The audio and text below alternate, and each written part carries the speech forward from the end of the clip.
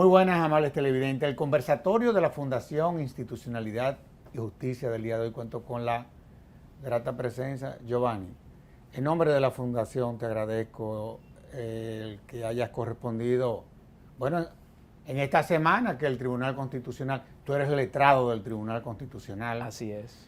Y te agradezco que hayas correspondido a la invitación al conversatorio de la Fundación Institucionalidad y Justicia.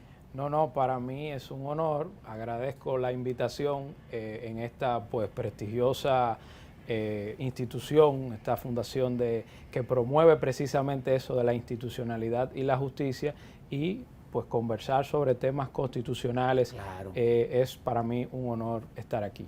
No, y la verdad es que si la Constitución del 2010, si hubo un acierto, fue el que en esa Constitución se creara el Tribunal Constitucional, porque sí es una institución que ha venido durante estos 14 años sabiendo interpretar cuáles son sus atribuciones, cuál es su visión, su misión. Sin lugar a dudas que el Tribunal Constitucional es uno de los principales referentes. ¿Es así? Ciertamente, o sea, con la reforma constitucional del año 2010 hubo un punto de inflexión en cuanto al tema de la protección de derechos fundamentales, porque no solo se amplía el catálogo de derechos fundamentales que tuvo anteriormente en el artículo 8 de los derechos del ciudadano. Correcto. Y eso, entonces se amplía y se le dedica todo un título a los derechos fundamentales, y entonces también pues se crean órganos como el Tribunal Constitucional, que bueno, usted recordará quizás esa discusión en cuanto a si se establecía una sala dentro de la Suprema Corte de Justicia. Con lo que nosotros no estábamos de acuerdo. Exacto, entonces se optó por la justicia constitucional de manera pues concentrada, ¿no?, en un órgano llamado a ser el protector de los derechos fundamentales. Y entonces a partir de ahí, como usted bien dice, 14 años, este 26 de enero se dan desde la instauración del tribunal, porque se crea en la Constitución del 2010, pero todo ese que usted pues fue parte de esa fundación. Entonces a partir del 2012 empieza ese trajinar de jurisprudencia. Así y de interpretación de los derechos fundamentales. No, y yo recuerdo que la verdad es que, tal y como tú dices, por ejemplo, las constituciones definen muy bien los derechos, pero necesitábamos real y efectivamente una institución que lo garantizara. Y yo creo que, sí, sin lugar a dudas, que fue acertada, fue muy acertada. Yo recuerdo que cuando se planteaba el debate de si una sala o un tribunal, nosotros decíamos que los niveles de tensiones iban a ser mayores. Lo vemos a cada rato en Costa Rica con la cuarta sala. Sí. Entre el Pleno de la Suprema Corte de Justicia con la cuarta sala, y no queríamos que eso pasara en la República Dominicana. Y hemos visto que no ha habido ningún momento de tensión. No. Honestamente hablando, te lo digo. Para nada. Es un diálogo entre cortes.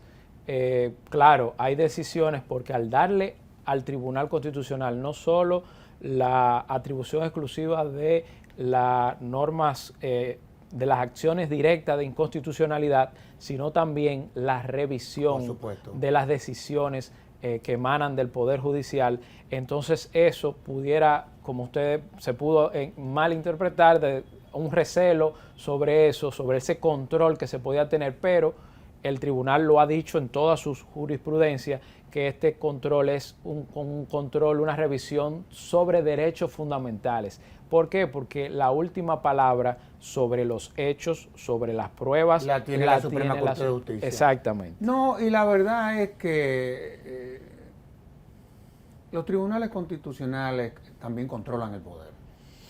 Y una sentencia es un acto de poder. Exacto. O sea, no puede haber un acto de poder más que impacte más a la ciudadanía que una decisión de un tribunal. En honor a la verdad te lo digo. Porque a fin de cuentas los tribunales conocen aspectos como la libertad, el patrimonio, el honor. Imagínate tú. O sea, la nacionalidad. No, una cosa impresionante. no someter a revisión decisiones del Poder Judicial, sin lugar a dudas, eso hubiese sido una locura. Ahora, yo te quise invitar porque un buen amigo nuestro, Nacef Perdomo, que es uno de los abogados asociados a esta fundación y que trabajó aquí durante años como uno de los letrados de la fundación, escribió un artículo en el diario El Día que si ha habido un acto que pudo haber contribuido a promocionar esta joya cuyo autor eres tú.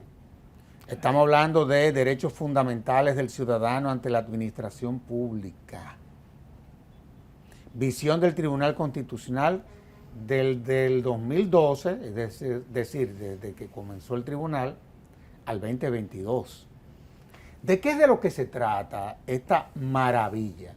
Bueno, pues reitero la gratitud por la invitación y claro, Nacef, que quizás palabras, como yo le hice saber, palabras inmerecidas hacia mí, que bueno, pues tienen parte también en el afecto que él mismo lo comentó, pero viniendo de él, un especialista en materia de derecho constitucional, para mí pues fue una gran satisfacción y una gran sorpresa esa valoración. Y que nosotros le publicamos una obra más o menos similar a esta, ¿eh? Sí, él se ha dedicado también a temas de recopilación, lo que él es más, pues, con rigor de todos los artículos de la Constitución incluso lo hizo también de la ley orgánica del Tribunal Constitucional. Que él tuvo como, acuérdate que hubo una comisión que se creó en la fundación, que la coordinaba el profesor Jorge Prats, y fuimos los que elaboramos lo que fue la primera propuesta de ley, y que fue lo que finalmente se terminó aprobando, como cosas de la vida. Nacef estaba ahí. Sí, él ha estado vinculado a estos temas de derecho constitucional desde hace, bueno, pues, desde mucho tiempo atrás. Bueno, el libro del derecho, de los derechos fundamentales del ciudadano frente a la administración pública, viene por el hecho de que los ciudadanos deben conocer, ¿no?, lo que ha dicho el Tribunal Constitucional a través de sus decisiones en la interpretación de cada derecho fundamental. La idea es que un ciudadano, claro, también como un libro de consulta, pueda, al momento de verlo, pueda identificar un problema cotidiano, un problema del día a día, una expropiación sin pago del previo pago del justo precio, ¿no? Una limitación al acceso a la playa, con relación al libre tránsito, una negativa de una pensión de sobrevivencia, de discapacidad. Entonces, esa es, bueno, vamos a decir, el día a día de la administración pública, que está llamada a garantizar los derechos fundamentales, que esa es la función esencial, como mismo lo establece la Constitución. Entonces, al momento de pues serle negado estos servicios públicos o esta garantía de derechos fundamentales, cómo a través de la justicia constitucional se han podido tutelar. Entonces, conocer eso de manera sistematizada.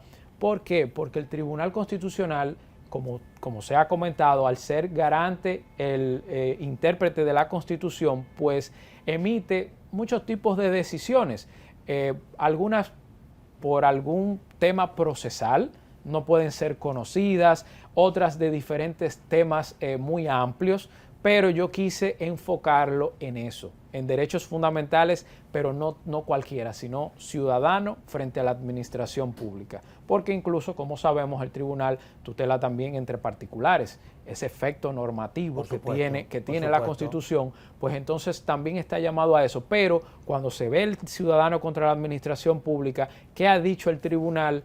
En cada derecho fundamental es la idea que quise transmitir y por eso pues lo hice involucrando al defensor del pueblo, pero con mi institución que es el Tribunal Constitucional para llevarle al público este aporte. Qué bueno que involucraste al defensor del pueblo, aunque veo que quien terminó publicando la obra fue el tribunal. Qué bueno que lo involucraste porque a fin de cuentas el defensor del pueblo, ¿verdad? Sí, el tribunal sí, no sí. puede actuar de oficio, tiene que ser esa es la idea. apoderado. Exacto. En fin, y el defensor del pueblo, en principio, ese es su rol Claro. cuando se presentan claro. situaciones como esta. No, yo lo digo en el libro, la introducción. O sea, una del aporte es que el defensor pueda tomar este libro, ¿no?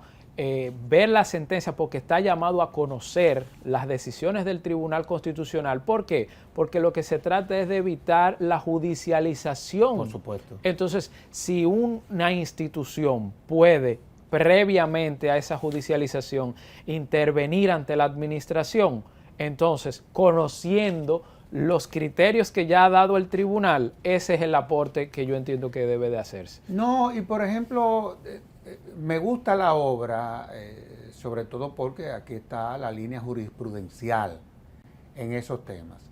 Y tú sabes que recientemente se creó en la República Dominicana la Academia de la Jurisprudencia y la Legislación, Sí. que es una institución que preside nuestro profesor Flavio Darío Espinal, Claro, claro. de manera brillante, y que conjuntamente con la Suprema Corte de Justicia en meses pasados realizó una actividad, un congreso internacional Sí. de un calibre impresionante, sobre todo por la calidad de quienes expusieron ahí. Ahora, yo quiero volver a la obra,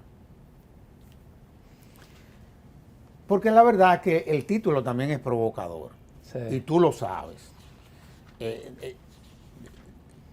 Muchas veces, porque a fin de cuentas hoy en día parecería que el pleito es con la administración.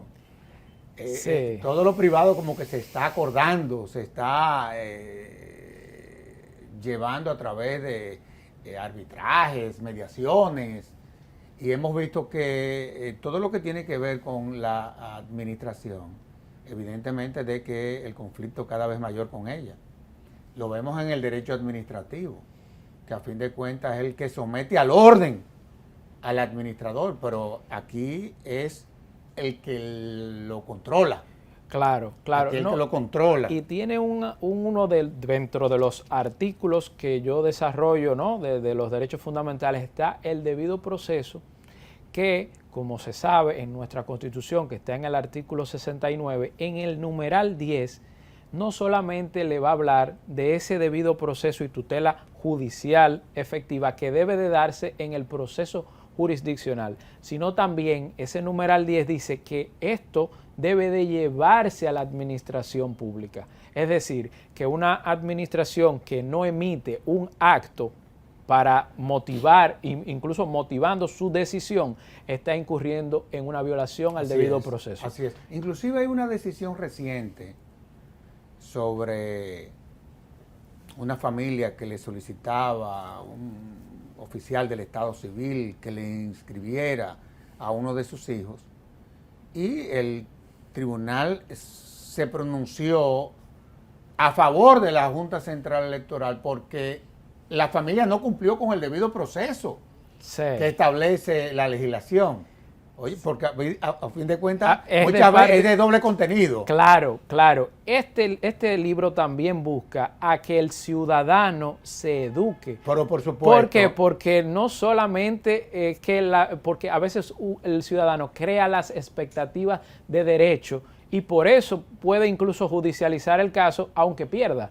Entonces, bueno, entendiendo que va a ganar. Entonces, el tribunal también, en esa labor que está llamado a hacer de pedagogía, tiene que también explicarle por qué su caso no puede ser resuelto a su favor, sino porque la garantía del derecho fundamental está en la institucionalidad también. Hubieron 2 votos salvados ahí interesantísimos. Sí. Del magistrado Amauri y de la magistrada, de una de las magistradas, que la verdad es que la calidad del contenido, de lo que fue la visión que tuvieron ellos, oye, eso es desde el punto de vista jurídico, digámoslo así, y de la hermenéutica del constitucionalismo, es una maravilla eso. Ahora, volvamos al libro otra vez. Sí. Yo veo que tú comienzas en tu obra destacando el rol del Tribunal Constitucional y de los procesos constitucionales. Cuando tú hablas del rol del Tribunal Constitucional, ¿a qué tú te refieres realmente? Bueno, como conversamos previamente, ese rol del Tribunal Constitucional, cómo vino a irrumpir, ¿no?, en el tema de los derechos del ciudadano, porque la Constitución le da un efecto normativo, tiene un efecto normativo. Claro, Entonces, claro. ¿qué pasa? Que el Tribunal Constitucional, al ser ese garante, ese intérprete de la Constitución, se le dio unas atribuciones que, por ejemplo, en materia concentrada, tiene la atribución exclusiva de conocer las acciones directas de inconstitucionalidad, con una ley, con un decreto, con una resolución o con un reglamento. Esa atribución entonces es parte de su rol, pero también lo tiene para esta figura que es la figura central de la protección de los derechos fundamentales, y es el amparo. El amparo que no, claro, no inicia en el Tribunal Constitucional, sino que la ley orgánica le establece esa competencia al juzgado de primera instancia tenga que ver con el derecho fundamental alegado, ¿no?, vulnerado, y que esa decisión entonces pueda ser revisada por el Tribunal Constitucional. Entonces, estamos frente a una jurisdicción constitucional. Entonces, ese tribunal que tiene todas esas atribuciones, ¿qué rol ha desempeñado al momento de interpretar cada derecho fundamental? Tú sabes que cuando estábamos trabajando la ley, se presentó la discusión de que si le íbamos a dar también ese control concentrado en cuanto al conocimiento de los amparos al tribunal. Pero ¿qué pasa? Que cuando nos fuimos a Colombia, a la Corte Constitucional colombiana, vimos que una de las cosas que más abruma la justicia constitucional en Colombia eran precisamente los benditos amparos. Sí. Y dijimos, miren, vamos a dejarle este asunto a los tribunales de primera instancia y que tenga el Tribunal Constitucional única y exclusivamente como atribución la de revisar eso, en caso de que llegue al tribunal.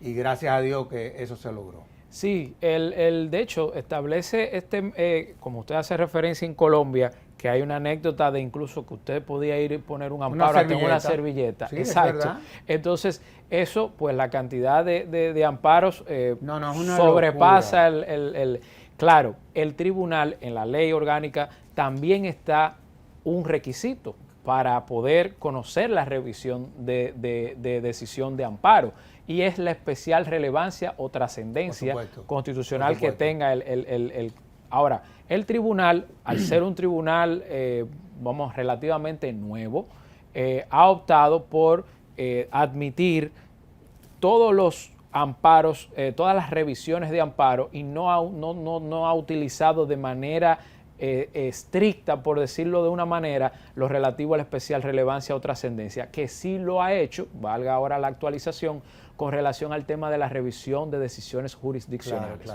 Hay decisiones que tienen que ver algunos temas económicos, algunos temas que no involucran una relevancia constitucional. Entonces ya el tribunal, a partir del año 2024, pues ha dicho que si carece de especial relevancia o trascendencia constitucional, ese recurso entonces será inadmisible. Y me gustó inclusive cuando el tribunal se pronunció en esa dirección, me gustó sobre todo en el caso que se estaba conociendo, que fue un caso, tú sabes muy bien, que generó mucho ruido en la jurisdicción contenciosa administrativa. Bueno, en fin, de eso no vamos a hablar tú y yo aquí. Ahora, ¿qué porcentajes, por ejemplo, de los casos que se le someten al tribunal son amparos? Que tú me puedes decir, mira, de cada 10 tanto, más o menos.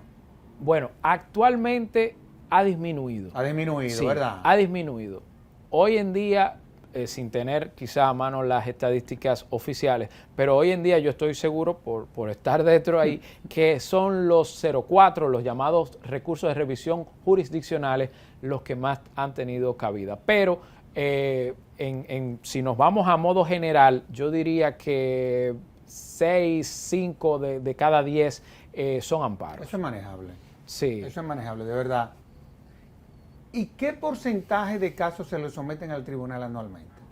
Más o menos. Bueno, el magistrado presidente Napoleón Esteves, ahora precisamente en la rendición de cuentas, habló de que el año 2025 fueron dictadas publicadas a 1.800 y algo de sentencias que son de casos, pues la mayoría apoderados en ese mismo año. Sí, sí, claro. Y estamos hablando de, en palabras de él, de un 99 punto y algo por ciento de respuesta de los casos. Entonces, si tomamos esto como parámetro, yo diría que 1.900 casos al año podría... Sí, sí, sí.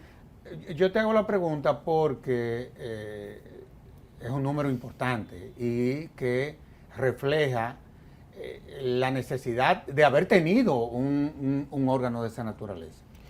Exacto. Por el rol que ha venido jugando, que sin lugar a duda, cuando nosotros, por ejemplo, hemos hecho, desde el punto de vista comparado, una evaluación de las cortes y de los tribunales constitucionales en el mundo, el Tribunal Constitucional de la República Dominicana está bateando por los 411. Sí, y en el año 2024, en el año 2025, sobrepasan las 3.000 sentencias y se anunciaron unos mecanismos interesantes, incluso de diálogo con la Suprema Corte de Justicia, con relación a la tramitación de los expedientes digitales. Pero, por ejemplo, para el tema de la obra, que es lo que nos convoca, yo tuve que analizar, estamos hablando de al menos 6.000 sentencias, quizás y no en la época de la inteligencia artificial, en donde tenía que ese reto, ¿no?, de sacar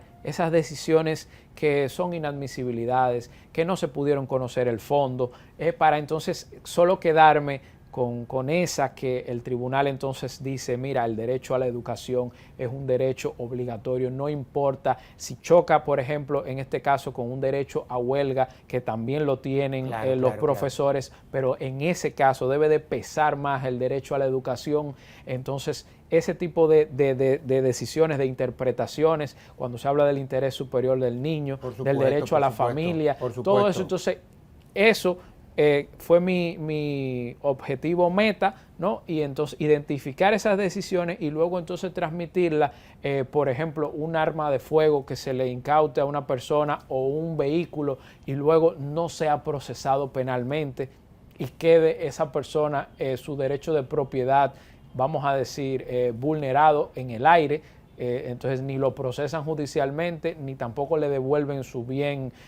Claro, también la naturaleza del arma de fuego, que no es un derecho de propiedad absoluto, sino que eso tiene también una función social. Todos esos derechos, el tribunal entonces lo va diciendo, lo va llenando de contenido, porque lo importante sobre cada derecho fundamental, usted podrá leer el catálogo, es cómo el tribunal entonces le da contenido a cada derecho.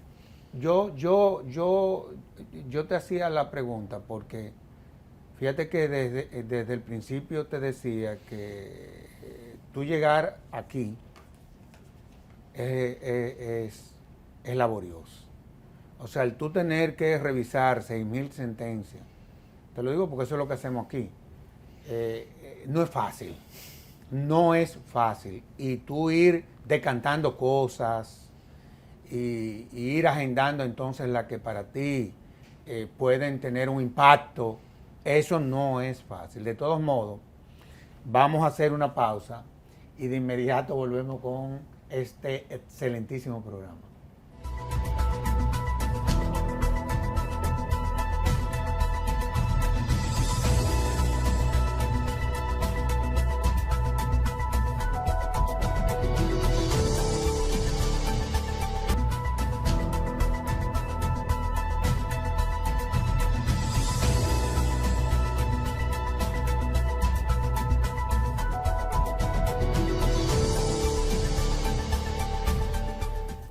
Giovanni, se me ocurre hacerte la siguiente pregunta. Tu obra abarca 10 años del tribunal. 2012-2022. 10 años. ¿Y cuántos años te costó a ti producir la obra? Aquí entre nosotros. Bueno, ¿por qué esta no es una labor de un mes, 2 meses, 3 meses? O sea... No, mire, si yo le cuento las anécdotas, yo que tengo pues 2 hijas preciosas, tenía la labor de llevarlas, buscarlas y en cualquier clase que ellas estuvieran, yo entonces estaba con mi laptop buscando contenido. Exacto, buscando, separando, para luego en casa entonces ir ya desarrollándola. Sí. Porque tiene un elemento y es que yo me concentré en plantear la síntesis del caso. Todas las sentencias tienen una síntesis del conflicto, pero está más resumida. La esencia, lo que le llamamos los abogados la ratio decidendi, claro. Y entonces la transcripción de los argumentos relevantes del Tribunal Constitucional. Ese es el esquema de la obra decantar eso no es fácil. Inclusive uno para escribir un artículo, que muchas veces tiene uno que leer varias decisiones, llegar a la esencia de la sentencia, no te creas que es tan fácil, ¿eh? Sí, porque es eso, es ahorrarle a un lector, claro, 80 páginas, 70 páginas de una sentencia del tribunal para que pueda en 2 párrafos ver qué fue lo que pasó. ¿Qué fue lo que pasó? Ahora, vamos al contenido de la obra. Vamos al contenido de la obra. Tú hablaste sobre el derecho a la huelga versus el derecho a la educación, que son decisiones del tribunal con las que nosotros estamos totalmente de acuerdo. La gente no se da cuenta, pero muchas veces derechos fundamentales están en conflicto uno con otro. Y el tribunal tiene entonces que tenerse que pronunciar. Sí, y eso es hermosísimo, honestamente hablando. La armonización de derechos fundamentales, la ponderación. No, eso es una cosa impresionante, sobre todo cuando se argumenta, se fundamenta, los votos salvados, los votos disidentes.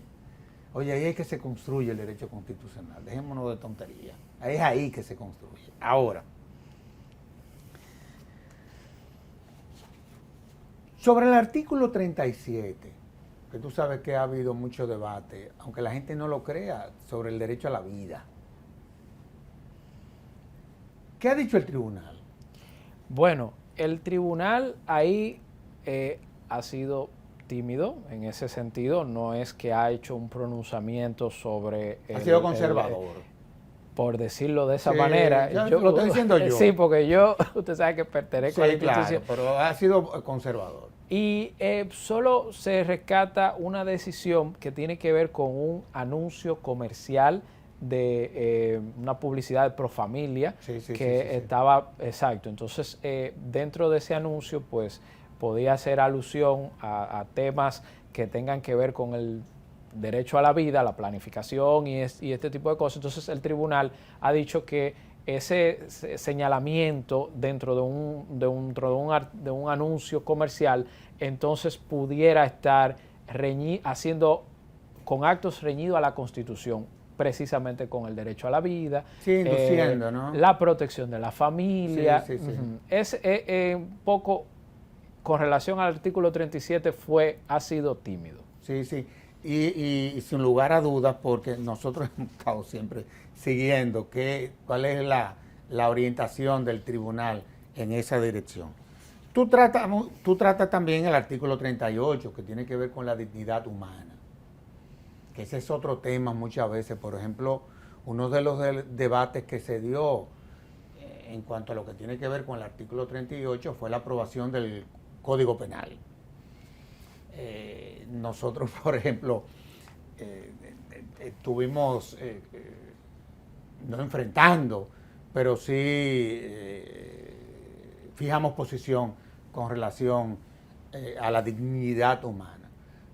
¿Qué ha dicho el tribunal? Porque, concho, tú sabes que la dignidad es de lo único que somos dueños, los que venimos al mundo con la mano vacía, hablándote con claridad. Sí.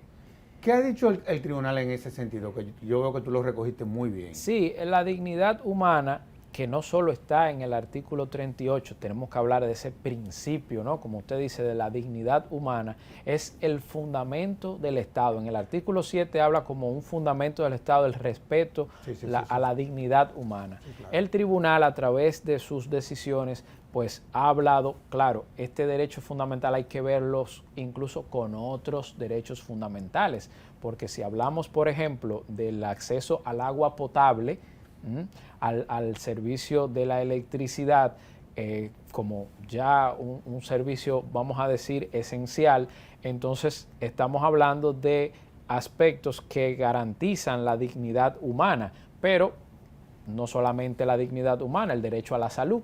O sea, porque una de las características que tienen los derechos fundamentales que son interdependientes. Entonces, el tribunal... Cuando tú hablas de que son interdependientes, un tanto como para que el televidente entienda el lenguaje de lo que tú quieres transmitir. Sí, es que un derecho fundamental también depende de la garantía de que otros derechos fundamentales puedan interactuar entre sí. Por supuesto que sí. Entonces, eso es algo que el tribunal... La Constitución no está chocando, no está internamente en un ring de boxeo, uno dándole al otro. Sí, y algo que se dice mucho, o sea, la Constitución hay que leerla de forma integral. A veces se hacen señalamientos de aspectos particulares de la Constitución, pero como se dice, hay que leerla de manera integral. Entonces, y transversal. Transversal. Entonces, y transversalmente. Entonces el tribunal ha dicho con relación a la dignidad humana, esos servicios esenciales, ese tema, por ejemplo, ante la mujer en cuanto a la dignidad humana, por ejemplo, en un tema de divorcio, que también lo voy a atar al tema del derecho de la igualdad. Por ejemplo, se hablaba de que la mujer que casada, había una ley, la ley de divorcio, que entonces tenía que esperar 10 meses después. El bendito plazo de la viudez. Exacto. Exacto. El tribunal conoció en materia de acción directa de inconstitucional y lo declaró inconstitucional. Pero por supuesto, hombre, porque si en algún momento lo fue, por decirle algo, por no existir esa certeza del hijo dentro del matrimonio y eso, pero con los medios científicos, la medicina, pruebas de ADN, ya eso es algo totalmente superado y entonces el hombre no tenía esa limitante. Entonces había una disparidad y eso para la mujer también generaba una situación de indignidad, o sea, por eso se vinculan. No, y la verdad es que la decisión es muy buena.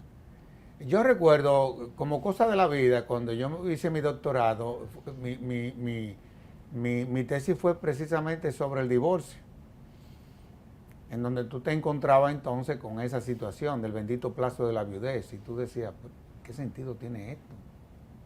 Eso pudo haber tenido sentido en el siglo XIX, quizá a principios del siglo XX, pero honestamente hablando yo creo que sí, un acto de justicia lo que hizo el tribunal. Y había otro artículo que tenía que ver con unas notificaciones que para el hombre tenía que hacerse de una manera y para la mujer de otra. Entonces el tribunal también, actuando en acción directa de inconstitucionalidad, entendió que eso vulneraba el derecho de la igualdad. Qué bien. Ahora, tú sabes que si hay algo por lo que tú y yo hemos luchado en este país es en todo lo que tiene que ver con la libertad. Esa es la realidad. Algunos de nosotros, tú estás muy joven, pero no ha costado defender ese derecho. Mi abuela, Gladys Gutiérrez, bueno, Dios la tenga en gloria, pues fue, sí, ella sabe lo que es eso. Y se encargó de hacerme saber a mí el valor de la libertad. Sí, cuando me decía, por ejemplo, eso que ustedes hoy tienen y dan por sentado, costó sacrificio y mucha lucha. Yo nunca me olvido, estábamos viendo una película y era como de unos estudiantes que estaban reclamando por un baño. Y entonces como que estaban haciendo y se paraban y hacían unas manifestaciones y que yo quizá en ese momento por inmadurez o lo que sea no entendía. Entonces abuela en cada momento siempre se encargaba de decirme, no, mira, eso es el producto de lo que hoy ustedes tienen. Por supuesto que sí. ¿Qué ha dicho el tribunal que tú recuerdes que se puede considerar trascendente Sobre la libertad. sobre la libertad? Bueno, así de que me sepa la decisión o algún tópico, no, Por ejemplo, no. sobre la prisión preventiva, ¿se ha pronunciado el tribunal? Sí, claro. El tribunal se ha pronunciado sobre el carácter excepcional que debe de tener la prisión preventiva. También había un tema, pero ya esto quizá no necesariamente vinculado con el libro, sino que las revisiones sobre decisiones que tengan que ver con medidas de prisión preventiva, el tribunal entonces la veía como incidente, o sea, partes de un proceso que no resuelven el fondo del proceso.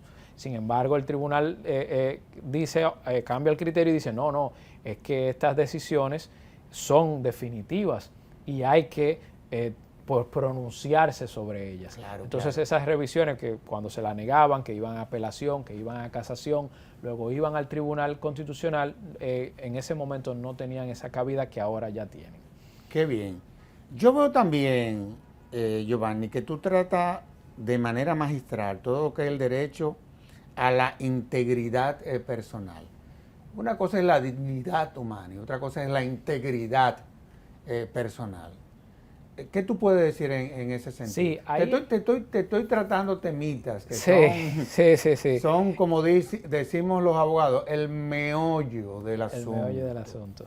Claro, en cuanto a la integridad física, ese artículo 42 habla también, el tribunal se ha pronunciado sobre pues un flagelo, el tema de la violencia intrafamiliar. Eso es. Y entonces el tribunal, por ejemplo, cuando hay una denuncia, cuando hay una privación de libertad y una retención, por ejemplo, del arma de fuego, entonces ante cualquier denuncia, el tribunal le ha dado ese valor a esa arma de fuego, como ya dije, que no solo es un derecho de propiedad, sino que tiene una función social y ha garantizado que se retenga mientras se dure el proceso esa arma de fuego. Y también le ha dado que la tiene el Ministerio de Interior y Policía, esa discrecionalidad siempre motivada con respecto a la retención de un arma cuando se trate de un tema de violencia de género.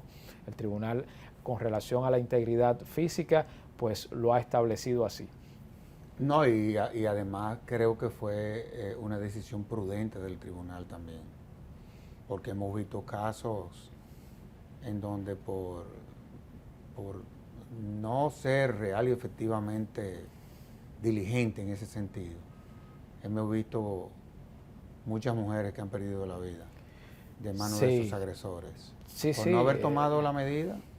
Claro. Por no haber tomado la medida. Ahora, hay un tema que genera mucho debate y es el de la libertad del desarrollo de la personalidad. Porque también ese es un concepto que se presta para cualquier cosa también. Sí. Vamos a estar claros. ¿Cómo lo trata el tribunal? Bueno, hay una decisión del tribunal que abarca el tema del libre desarrollo de la personalidad, y fue en lo que tiene que ver, por ejemplo, con un policía que tenía tatuajes en su cuerpo y que entonces por esa razón aparentemente fue destituido, fue separado de la institución, y entonces el tribunal, un poco en ese conocimiento, planteó de que eso es parte de el libre desarrollo de la personalidad. Claro. Y otra interesante también, creo que la que tiene que ver con las visitas conyugales. Las visitas conyugales se usaban como sanción, la restricción. Entonces, con relación a un interno, pues entonces se tenía esa restricción y entonces se elevó un amparo y el tribunal dijo, miren, aunque los derechos fundamentales para una persona privada de libertad entran algunos en suspensión, imagínense, el derecho a la libertad, que es, como usted ha dicho, el tema del mayor de los derechos, está limitado, no puede disponer de él, pero hay derechos que ese recluso, como la dignidad, como su intimidad, entonces debe también garantizársele. Entonces, uno de esos también era el tema de la visita conyugal. Lo estableció. Tú sabes que a mí me tocó ser el coordinador del grupo que elaboramos la propuesta de reforma a la ley de la policía. Y vino el debate de los benditos tatuajes. Y esa sentencia nos salvó. Ah, mira. Esa sentencia nos salvó porque querían ponerlo en la ley como requisito para tú ingresar a la institución, que tú no tuvieras tatuaje. Y nosotros sacamos esa sentencia. Bueno, hay otra muy reciente, no está en el libro, lamentablemente por el tiempo, ¿no? Porque fue del año pasado. Que fue mal interpretada por la sociedad, ¿eh? Sí. Y que el presidente del Tribunal Constitucional, gracias a Dios, explicó el alcance de esa bendita decisión. Claro. Estamos hablando de la sodomía. ¿Qué pasa? Que esto, ¿Qué es la sodomía para que los televidentes bueno, entiendan? la sodomía establecida en una ley como el concúbito de dos personas del mismo sexo. Correcto. Entonces esto generaba tanto en la policía como en las Fuerzas Armadas un tipo penal, una sanción penal. Una locura. Entonces, claro, el Tribunal Constitucional, garante de los derechos fundamentales, dice, bueno, pero es que aquí, en una situación que se está tratando de ser disciplinario, se le está poniendo una sanción penal. Entonces, privación de libertad para... Tú lo puedes desvincular de la institución. Si tú, dentro de la institución, tú puedes eventualmente Sí, porque, encontrar un acto de esa naturaleza, pero eso pasaría hasta si son personas de diferentes sexos. Claro, porque entonces lo peor que tenía la norma era que ni siquiera estaba el ámbito, o sea, es que pudiera ser en su vida privada, fuera del ejercicio... Como al efecto tuviera un caso, ¿eh? Bueno, fuera del ejercicio de sus funciones y entonces ser sancionado por eso. Penalmente. Entonces, bueno, el tribunal dijo esto es inconstitucional y uno de los derechos que podría vulnerar precisamente es el libre desarrollo de la personalidad. No, y hay una cosa, por ejemplo, yo creo que cualquier espacio que se utilice, que no sea el propio, para tener relaciones, independientemente del sexo, evidentemente de que eso va a conllevar una sanción de carácter administrativo, qué sé yo. Por ejemplo, si a mí se me ocurriese utilizar el espacio de la fundación para tener una relación con una mujer, tú puedes estar seguro que a mí me votan de la fundación. Sí. A mí lo que no me pueden es meter preso por eso. Bueno, honestamente hablando, te lo digo. Claro, dentro de mi trayectoria está también que yo pues fui, llegué a ser subdirector general de trabajo en el Ministerio de Trabajo. ¿Qué pasa? Que en el Ministerio de Trabajo se aprueban los reglamentos internos de trabajo de cada empresa.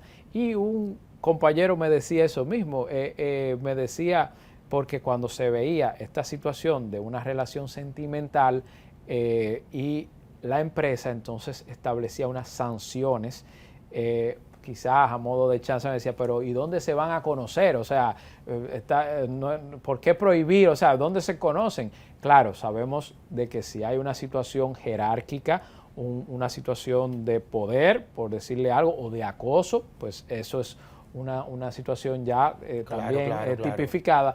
Pero en lo laboral, las empresas suelen también poner, y ahí entra también el conflicto de intereses, porque pudiera estar en una posición en donde si hay una relación sentimental, entonces pudiera haber un conflicto de intereses. Pero una cosa es lo sancionatorio, ¿no? Lo administrativo, y otra cosa entonces es lo penal. Esa ley que establecía penas hasta, por ejemplo, si se quedaba dormido el guardia de turno, si faltaba el deber de alimentación, una ley, claro, hubo una discusión jurídica, claro, con relación a eso, porque primero se establecía si la ley estaba vigente o no. O sea, sabemos que la jurisdicción militar se le quitó esas atribuciones de juzgar, bueno, lo penal, ¿no? Y entonces se decía, cuando se promulgó el Código Procesal Penal, luego una ley del 2008... Eso es bueno que tú lo aclares porque inclusive eso generó confusión. Porque se decía de que ya eso se había derogado y no, lo que conoció el tribunal no se había derogado. Eso es lo que el tribunal hace esa precisión. Derogó el Código Procesal Penal, fue un aspecto del procedimiento. Exacto. Es así, ¿verdad? Eso mismo que usted dice fue lo que el tribunal quiso dejar claro, que aquí se hablaba de un procedimiento en cuanto a la jurisdicción militar, que se le quitó, claro. Y la tipificación penal, como conocemos, los delitos, una sanción penal. Yo me conozco bien el tema porque yo era el consultor jurídico del Congreso cuando se aprobó el Código Procesal Penal. Entonces, esos fueron debates que se dieron en el Congreso, debates en donde inclusive Finjus, yo ni pensaba andar por estos predios, honestamente hablando te lo digo. Y mire que yo pienso en Finjus, inmediatamente me llega... Es que son muchos años. Yo creo que desde que tú naciste yo estoy aquí. Y yo recuerdo que ese fue un debate, duramos 5 años dándole la vuelta al país para aprobar esa legislación. Que lo que vino fue a constitucionalizar el proceso penal en la República Dominicana. Esa es la verdad de todo esto. Exacto. Ahora, tú no lo vas a creer, pero nos quedan 3 minutos nos quedan. Ya tenemos 1 hora hablando. Wow. Pero yo no puedo dejarte de preguntar, por mi forma de ver la vida, sobre lo que tiene que ver con el artículo 44, que es el derecho a la intimidad y el honor de la persona. Tú sabes que si hay algo que tú y yo cuidamos, es nuestro honor. ¿Tú ves? Porque eso, si tú lo pierdes, difícilmente lo puedas volver a encontrar. Entonces uno cuida eso. Claro. Ese derecho tiene esa doble dimensión, ¿no? Esa dimensión positiva de que esto se garantice, que el Estado establezca mecanismos para garantizar el buen nombre, el honor, la intimidad de la persona, pero también esa dimensión negativa de no entrar en la vida privada de las personas. Claro, hay personas que estarán más expuestas que otras por sus funciones, pero hay que diferenciar. A mí me sacaron en traje de baño. Bueno, ya usted sabe. Y me subieron eso yo con mi familia. Eso no tiene nada que ver con voy a hacer? Claro, pero esto con relación al derecho de su vida privada. ¿Por qué? Porque no se puede confundir. Está el otro derecho que está en el artículo 49, que es el de la libertad de expresión y difusión del pensamiento, entonces que choca entonces con el derecho de la intimidad. Así mismo es. Entonces, ahora, del derecho a la intimidad yo resalto algo importante, y es que dentro de ese derecho está un nuevo derecho fundamental que se está gestando, y es la autodeterminación informativa, la protección de datos personales. Eso es una discusión que ya a nivel internacional, pues el tribunal lo ha dicho y dice que esto es un derecho fundamental, incluso pudiera ser aparte de la intimidad. ¿Por qué? Porque los datos personales no solo se protegen por ser privados, sino porque al ser personales, no importa si usted es una figura pública o lo que sea, hay datos que deben de protegerse. Todo lo que tiene que ver con tu salud, ese tipo de cosas. Y el tribunal, con relación a temas de fichas policiales, certificaciones de antecedentes penales, buró de crédito, ha establecido una vasta jurisprudencia con relación al tema de acceso a esos datos personales y también el control sobre ellos. Por ejemplo, el tema de la policía, una cosa es los organismos de inteligencia que tengan que manejar algunas informaciones, y otra cosa es entonces hacer público